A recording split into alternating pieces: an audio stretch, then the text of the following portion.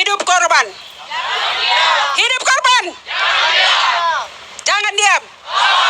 Jangan diam. Ya, kita harus melawan.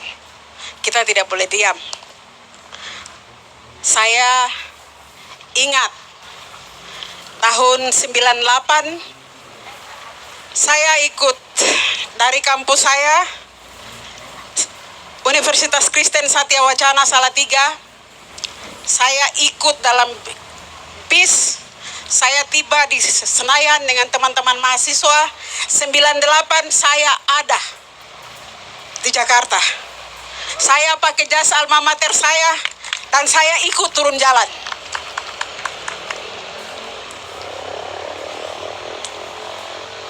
Kenapa saya turun jalan? Karena peristiwa-peristiwa yang saya dengar.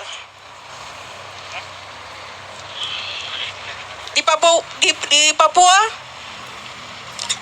kisah-kisah lalu yang sedih, kisah-kisah yang tidak ingin orang tua kami cerita kepada kami. Biasanya mereka cerita sendiri. Saya besar dengan tidak tahu apa-apa dan saya bangga. Saya benar-benar bangga sebagai orang Indonesia. Tadinya. Tetapi begitu saya menginjakkan kaki di tanah Jawa, saya menemukan kebenaran-kebenaran yang sudah lama disembunyikan.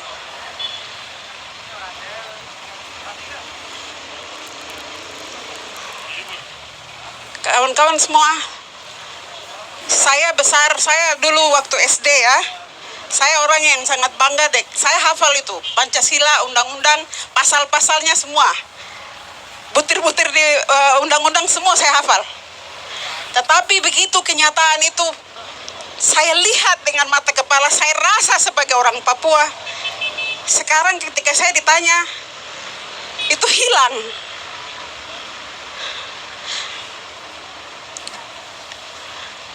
Saya ikut aksi Kamisan hari ini, aksi yang ke-819. Ibu Suci, ibu yang sangat konsisten. Saya selalu bilang kalau saya kesempatan ke Jakarta, saya ingin sekali ikut. Baru kali ini kesampaian di aksi yang ke-819. Hari ini tanggal 20 Juni itu kami peringati World Refugees Day ya, Hari Pengungsi. Saya bawa suara dari Papua. Kami punya pengungsi itu sudah ribuan. 67.000 ke atas.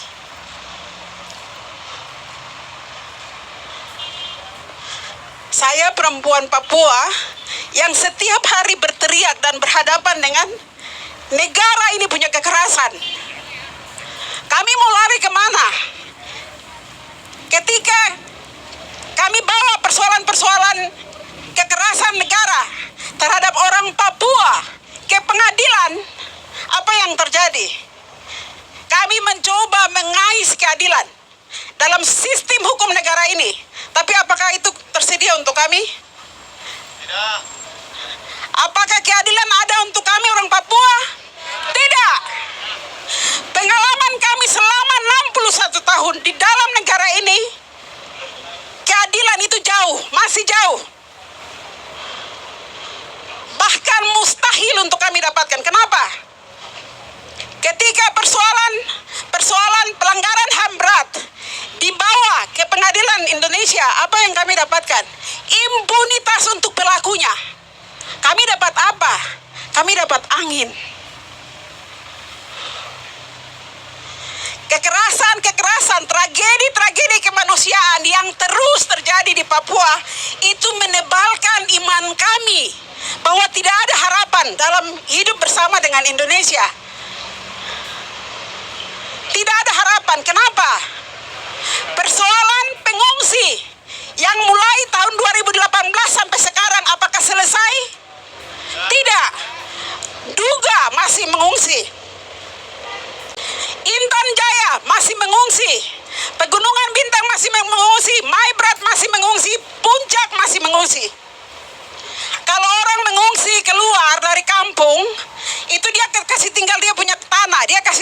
punya rumah. Adik-adik kami usia sekolah itu di daerah konflik itu sudah tidak sekolah. Kawan-kawan, ribuan anak muda Papua tidak sekolah sekarang.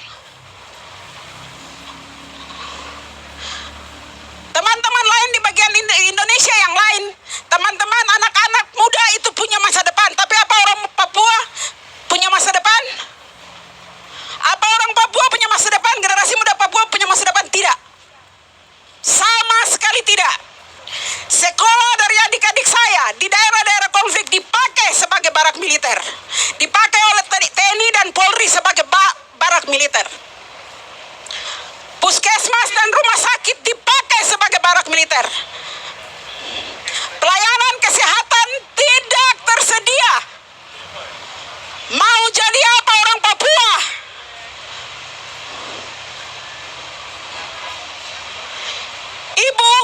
Ibu mengejar keadilan sudah 819 kali. Kami selama 61 tahun kami tidak pernah dapat. Persoalan pengungsi ini kami hidup setiap hari dengan persoalan yang sama seperti ini. Apakah pemerintah dengar? Tidak. Tidak. Ketika kami beribut dengan pelanggaran HAM berat, apa yang dilakukan? Kami bilang biak berdarah 1998. Apa yang terjadi? Pemerintah justru main akal-akalan kasih keluar Undang-Undang nomor 26 tahun 2000 bahwa itu tidak bisa berlaku surut. Akhirnya pelanggaran-pelanggaran HAM di bawah tahun 2000 tidak bisa disidangkan. Kami mau mengais keadilan itu kemana? Apakah harus kami pergi ke Mahkamah Internasional untuk bawa itu? Sedangkan negara ini dikenal sebagai negara hukum. Ini jadi PR untuk kita, untuk sistem pendidikan di Indonesia. Untuk hari ini diskusi kritis di kampus-kampus untuk persoalan Papua selalu dibubarkan. Kenapa? Ada apa? Ada persoalan apa di Papua? Kenapa untuk diskusi saja harus dibubarkan? Kenapa? Kami tidak pergi mencuri milik orang lain. Kami tidak pergi ke rumah orang lain, ke tanah orang lain untuk pergi bikin ribut dan sebagainya. Tetapi suara kami terus dibungkam. Hari ini persoalan kami tahun 1998 ketika saya masih di Jawa, saya bisa bersuara.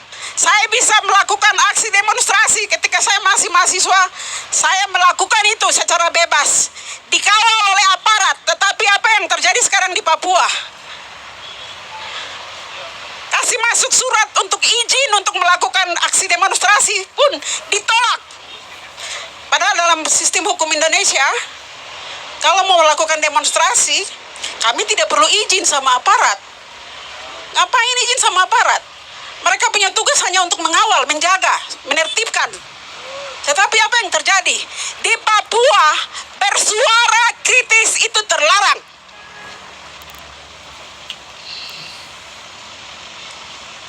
Dan saya lihat sendiri bagaimana pembungkaman itu terjadi.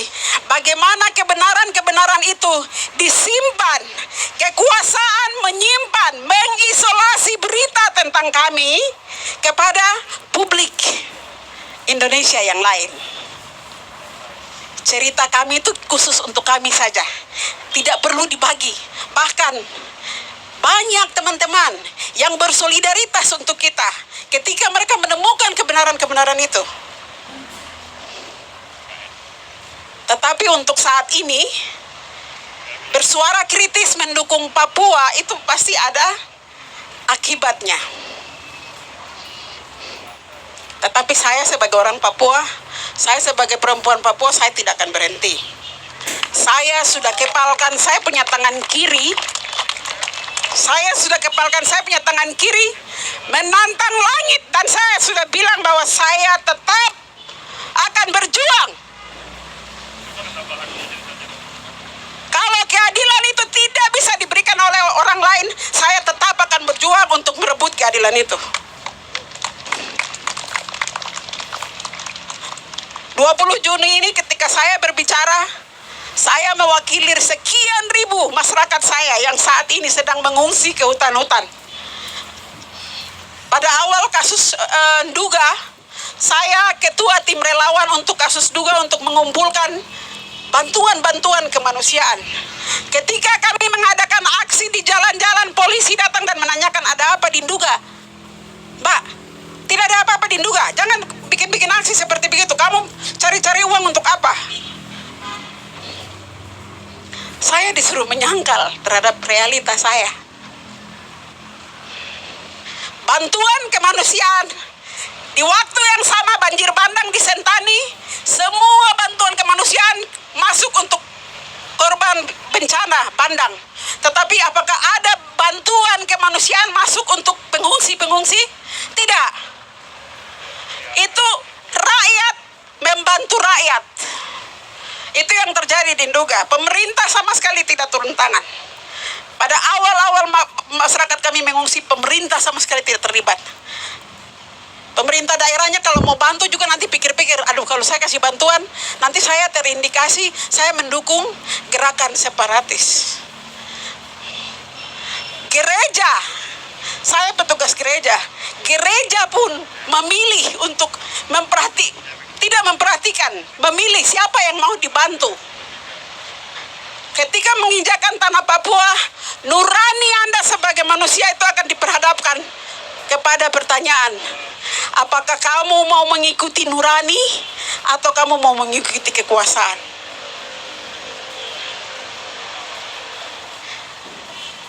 Kalau saya mau bilang di Papua, kebanyakan ya nurani itu diobral murah, ya suara-suara banyak yang dibungkam seperti itu.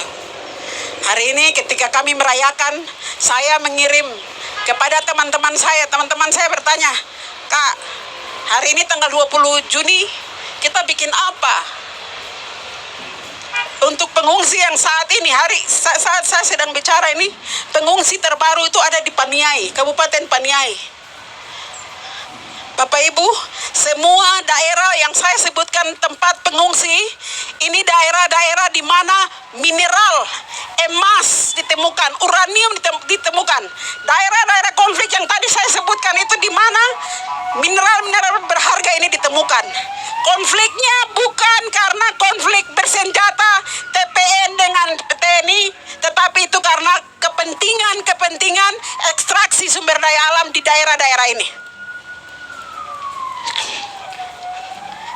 Jadi narasi-narasi yang dibangun oleh pemerintah bahwa terjadi kekacauan ini, OPM bikin kacau, separatis, gerakan separatis, tidak benar. Karena yang jadi korban perempuan dan anak. Ini jadi PR untuk teman-teman semua yang hadir saat ini di sini.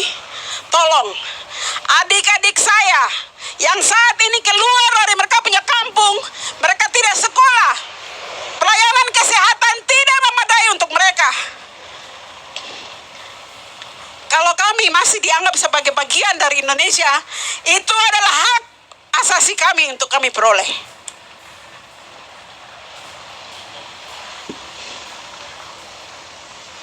Perjuangan untuk mengais keadilan panjang, tetapi saya yakin melihat teman-teman yang ada di sini, saya yakin saya tidak sendiri. Saya yakin ke depan ada teman-teman. Ketika saya berbalik ke belakang, siapa yang akan menemani saya akan melihat 1-2 orang berdiri di belakang saya yang dituntun oleh nuraninya untuk berdiri bagi kebenaran, berdiri bagi kemanusiaan. Persoalan kemanusiaan kita tidak bisa memilih.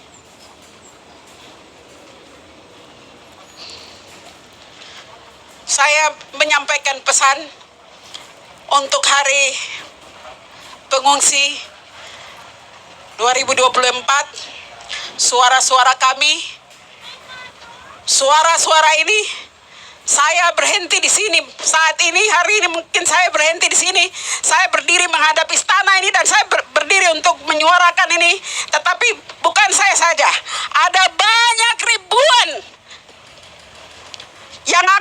anak Papua yang akan berdiri untuk menantang kekuasaan yang tidak benar. Saya percaya itu. Saya kira itu saja untuk refleksi saya kali ini. Hidup korban. Hidup korban. Hidup korban. Jangan diam. Lawan. Terima kasih. Sorry. Tadi mengharukan dan memperlihatkan bahwa realitas di Papua itu tidak seperti apa yang disampaikan oleh pemerintah, teman-teman. Kita di sini, saya sangat senang teman-teman masih berjuang sampai jam saat ini dan mendengarkan apa yang kemudian disampaikan oleh teman-teman sekalian.